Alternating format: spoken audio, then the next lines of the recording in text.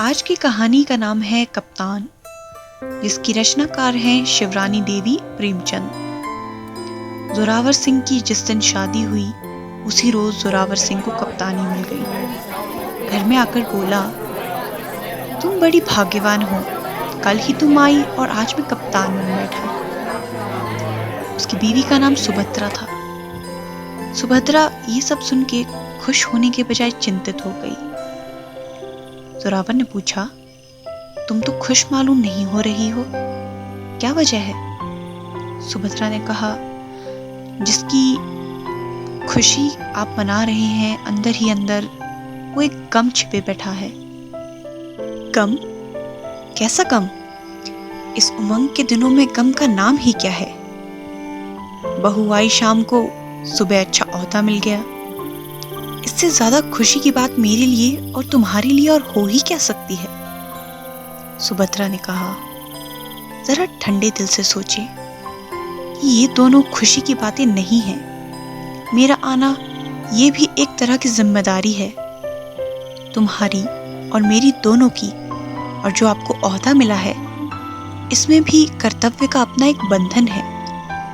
पूरे उतरे तो सब ठीक ही ठीक होगा, लेकिन अगर कच्चे उतरे तो मिट्टी पलीत हो जाएगी।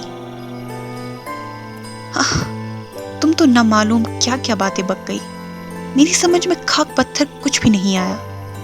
और ये तो बुढ़ापे के चरखे हैं सब। जवान आदमी कभी ये सोचता है भला?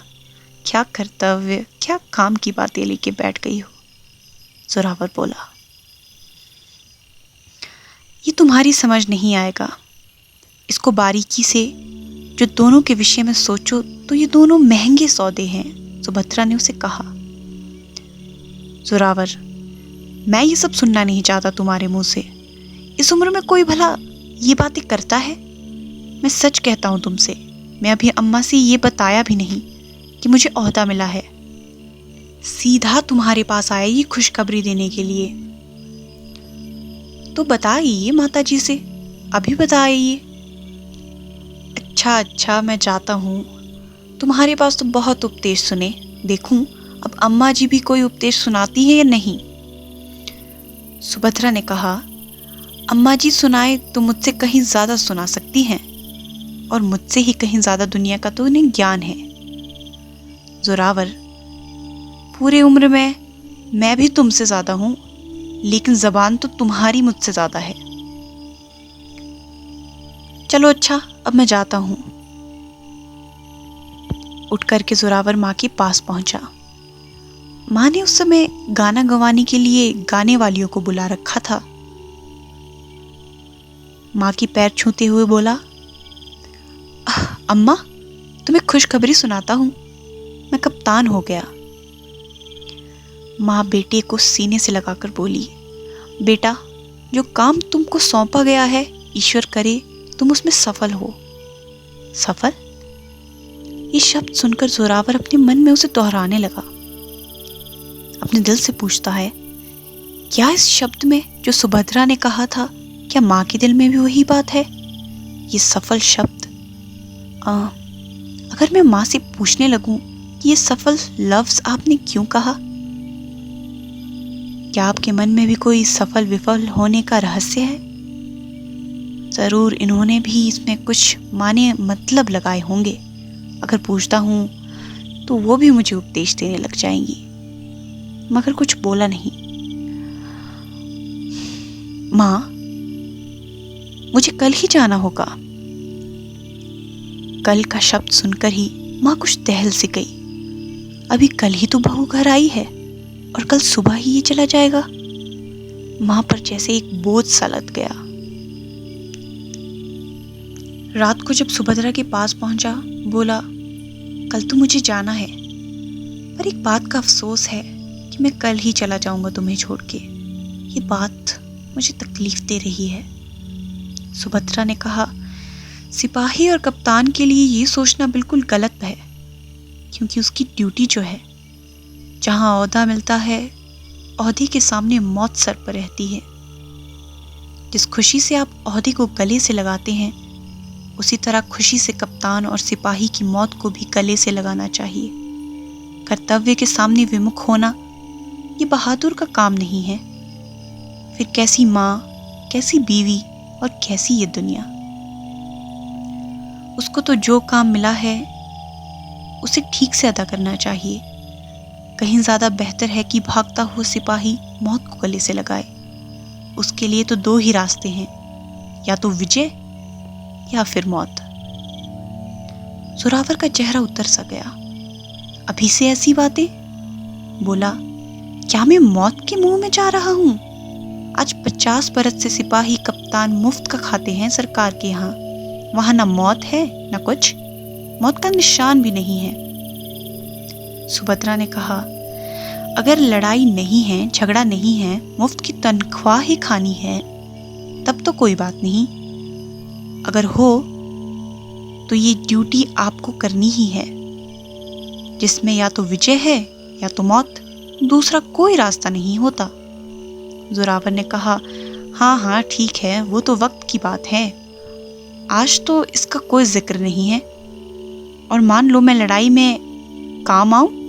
सुभद्रा उसी वक्त कह पड़ी। सुभद्रा ने कहा, अगर लड़ाई नहीं है, झगड़ा नहीं है और मुफ्त की ही तनख्वाह खानी है, तब तो कोई बात नहीं है।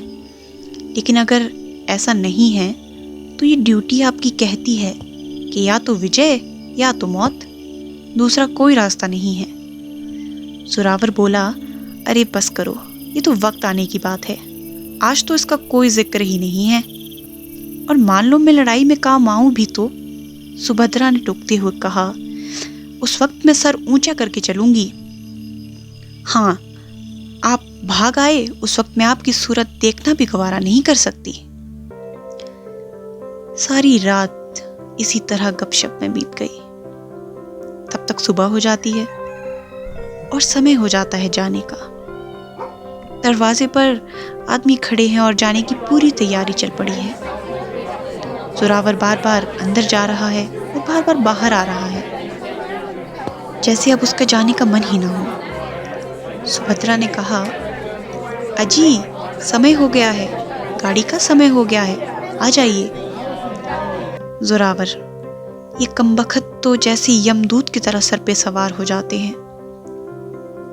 उसी समय वो जाने को जब खड़ा हुआ, सुभद्रा स्वयं नमस्कार कर देती है और आशीर्वाद देती है, जाओ और विजयी होके आना। जोरावर की आंखों में आंसू छलक आए। बाहर मां खड़ी दही और चावल माथे से लगाते हुए बोली, जा बेटा, भगवान तेरा भला करेगा। मुंह से जोरावर की कोई आवाज ना निकली और चुपके से वो चला गया। 1 महीना रहने के बाद जोरावर फिर आया। वहां कोशिश करके अपने भाई के लिए भी जगह दिलवाई। माँ से बोला, अरे इसको भी जाने दो, बलवान को भी।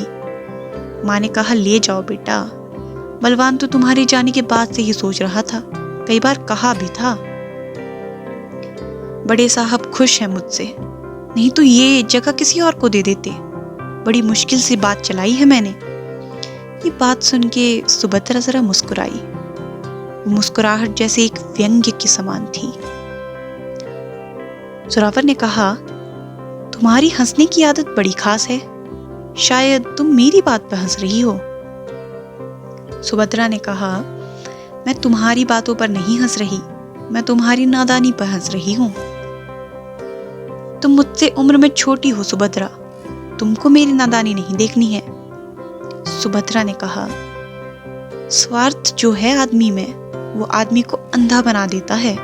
मुझे उस अंधेपन पे हंसी आ रही है। स्वार्थ छोड़कर कोई बात करे तो उसको सब साफ दिखाई देता है। स्वार्थ लेकर जो कोई कुछ का बात करता है तो वो उसे अंधा बना देता है। ये बात आपको तो मालूम ही नहीं है शायद। उन्हीं के पास बलवान भी खड़ा था। भाभी की ये बातें सुनकर वो बोला, भाभी, जो चीजें हम लोगों को मिली है वो आपको नहीं मिली, और जो चीजें आपको मिली है वो हमें नहीं मिली। आप लोगों का काम है भावुकता की तरह सोचना, हिंदी की चिंदी निकाल देना। हम लोगों का काम तो बहादुरी का है। हम लोगों को लड़ना आता है, विजय करना आता है। ना उस जगह हम कर्तव्य सोचने लग जाते हैं, न कर्म। जो ड्यूटी भैया को मिली है उसको आप करके देखे तो पता चले, घबरा जाएंगी। आप लोगों को घर में बैठे बैठे हिंदी की चिंदे निकालना आता है बस। सुभद्रा बोली, जब करना तो कर लेना, दुनिया देख लेगी, कहने से कोई लाभ नहीं है। बलवान भी कह उठा, हाँ हाँ देख लीजिएगा। सुभद्रा चुप हो गई। जिस रोज विजय करके आएंगे उस रोज मैं गर्व से फूल जाऊंगी। दूसरे दिन दोनों ही भाई वापस चले गए। इन लोगों को गए अभी 3 महीने भी नहीं हुए थे कि बर्मा में जापानियों के गोले गिरने लगे। लड़ाई के पहले ही मोर्चे पर जाने वाली फौज में पहले बलवान गया। लड़ाई के वक्त सिपाही जो गिरते हैं उनमें जिनकी जिंदा रहने की कुछ आशा होती है, उन्हें तो उठा के वापस ले आते हैं। जिनको समझते हैं कि ये 2 महीने कर ही टिकेंगे, उन्हें घोड़ों से और टापों से रौंद देते हैं। बलवान गिरता है, ठीक निशाना लगता है। जोरावर दूर खड़ा है, दूर है, मगर जैसे ही उसे बलवान के गिरने का मालूम होता है, वैसे ही जोरावर बलवान की लाश के लिए लपकता है और उठाए हुए भागता है कंधों पर। इधर देखता है ना उधर देखता है, भागता है दरिया की तरफ, जिसे कि पार करने के लिए उसे जाना है रात के समय में। माझी पूछता है, तू कौन है? जोरावर, मैं कप्तान हूं। क्या तुम फौज से भाग रहे हो? क्या मौत के डर से भाग रहे हो? रात को पार करने का तो सरकारी हुक्म है नहीं। जोरावर ने कहा, नहीं नहीं, मैं भाग नहीं रहा माझी। मेरी माँ की अमानत है मेरा भाई, वो लड़ाई में काम आया, उसी की लाश को वापस ले जा रहा हूं। पर माझी कहा, सरकारी हुक्म लाओ, तुमको एकाएक यहां से ले जाऊं, और बिना हुक्म के ये तो भागना हुआ। अरे नहीं भाई, मैं भाग नहीं रहा, मुझे सिर्फ इसकी लाश को पहुंचा आना है। माझी ने कहा, जो अमानत थी वो थी, लाश थोड़ी ही अमानत होती है। लाश को लेकर तुम्हारी माँ क्या करेगी? ये जितने मरने वाले मर रहे हैं, ये सभी किसी न किसी की अमानतें हैं। सभी माँ के पेट से पैदा होते हैं, बगैर माँ के कौन होता है? माताओं ने तो जन्म दे दिया, बेच दिया, चांदियों के टुकड़ों पर, कागज के चिन्हों पर। आज तुम लाश लिए जा रहे हो, कल तुम्हारी यही हालत हुई तो तुम्हारी लाश पहुंचाने क्या मैं जाऊंगा? जोरावर ने कहा, मैं तुमसे आरजू करता हूं, मैं कल सुबह वापस आ जाऊंगा। मैंने कभी किसी के सामने हाथ नहीं फैलाए, सिर्फ माँ की इस अमानत को उस तक पहुंचा लेने दो। माझी ने कहा, वादा करते हो कल सुबह वापस आ जाओगे ना? जोरावर ने कहा, हाँ हाँ, मैं वादा करता हूं, कल आ जाऊंगा। चलो मैं किश्ती खोल देता हूं। माझी किश्ती खोलता है, पार उतारता है। जोरावर लाश लिए हुए 8 बजे दिन घर पहुंचता है। माँ के सामने रख के कहता है, माँ ये लो तुम्हारी अमानत। माँ को उस समय रोना नहीं आया, बोली, एक दिन बेटे सबकी माँओं की अमानतें वापस आने वाली हैं। ये अमानत कहाँ? बलवान था, वीर गति पाई है। कहकर तो आया था जोरावर कि मैं सुबह आ जाऊंगा, मगर घर आने पर उसकी इच्छा नहीं हुई। सुभद्रा से बोला, क्या करूं? मैं अपने वचन से झूठा बना, मुझे नरक मिले, स्वर्ग में नहीं चाहता। मैं तुम्हें छोड़कर नहीं जा सकता हूं, मगर हाँ एक मजबूरी है, मैं घर पर रहने नहीं पाऊंगा। आज तुम्हारे वो शब्द मेरे कान में गूंज रहे हैं जो तुमने कहे थे कि सिपाही और कप्तान, इन दोनों के लिए या तो विजय है या फिर मौत। इस लड़ाई की हालात देखकर विजय तो हमको क्या मिलेगी, शायद मौत ही मिले। सुभद्रा ने कहा, विजय? विजय बड़ी मूल्यवान चीज है। अब देखना यह है कि उसका सेहरा किसके सर बनता है, मेरे या आपके? या आप क्यों सोचते हैं कि विजय का सेहरा आप ही लोगों के सर पे चढ़ेगा? अगर तुम मेरे प्रेम में पड़ के छिपना चाहते हो तो चलो, बहादुर की मौत, तुम भी मरना मैं भी मरूंगी। ये शब्द सुन के माँ के भी कान में पड़े। मैं भी तुम्हारे साथ चलूं? माँ ने कहा, अरे बेटा, ये कायरों का काम है। आज यहाँ तो सरकारी नौकर है तो ये काम कर रहा है, कल दुश्मन चढ़ आए तो क्या हमारी लोगों की इज्जत बाकी रह जाएगी? आज तो एक सरकार है सर पे, उसके दिए रुपए से तुम काम करने गए। अगर हमारी सरकार होती तो तुम सब के सब बगैर रुपए के, बगैर सहारे के अपने अपने घर से निकलते। और कोई समय आएगा जब तुम अपने अपने घर से निकलोगे। छिपने का नाम भी सुन के मुझे हंसी मालूम होती है। रावण ने कहा, माँ कैसी बातें कर रही हो? एक की लाश देखकर भी तुम्हारे दिल को तसल्ली नहीं हुई? वहां माँ लाशों के ढेर लगे हैं, तुम देखती तो तुम्हें पता चलता। वहां लाशों से बच के निकलना कितना मुश्किल है। माँ ने कहा, खैर ये लड़ाई तो मैंने देख ली, मगर कहो तो मैं चलती हूँ। मैं और बहू दोनों चलते हैं। ये शैतान जर्मनी और जापान अगर मुल्क में आ गए तो तुम समझते हो क्या होगा? तुम्हारी बहू बेटियों की खैरत होगी? उस वक्त तुम्हें जो तकलीफ होगी अपनी हालात देखकर और हम लोगों की दुर्दशा देखकर, तो क्या उससे भी मौत मुश्किल है? फिर मैं तुम्हें आज अपने आंचल में छुपा देती हूँ। वो माताओं के लाल नहीं हैं जो लड़ रहे हैं। माँ की फटकार और सुभद्रा की लताड़ से जोरावर में कुछ बल आया, पर सुभद्रा नहीं मानी। वो साथ में गई। दोनों साथ साथ चलते गए, गुमसुम।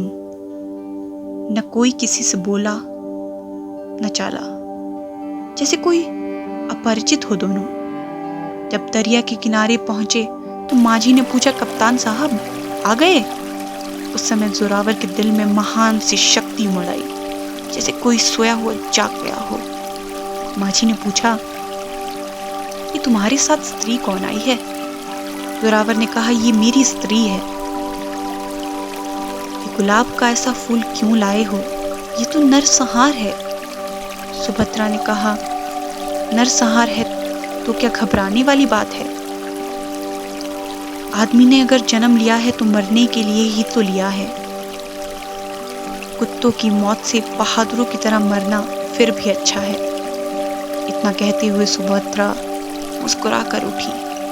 सुभद्रा की उस हंसी में आज व्यंग्य की हंसी नहीं थी, बल्कि कर्तव्य की हंसी थी। शायद मैं भी कुछ करके आऊं, ऐसा निश्चय था। जब पार आए, कप्तान अपने खेमे में गया, सुभद्रा भी साथ में गई। जब वो मैदान में गया, जोरावर सिंह, सुभद्रा भी उसके कपड़े पहने हुए पीछे पीछे चली। 4 रोज तक जब भी वो जाता था वो उसके साथ रहती थी। 5वें रोज जोरावर सिंह की बारी आ गई थी। सुभद्रा ने उसे गिरते देखा। सुभद्रा ने झुककर लाश उठाई, अपने खेमे में ले जाकर उसे चूमा।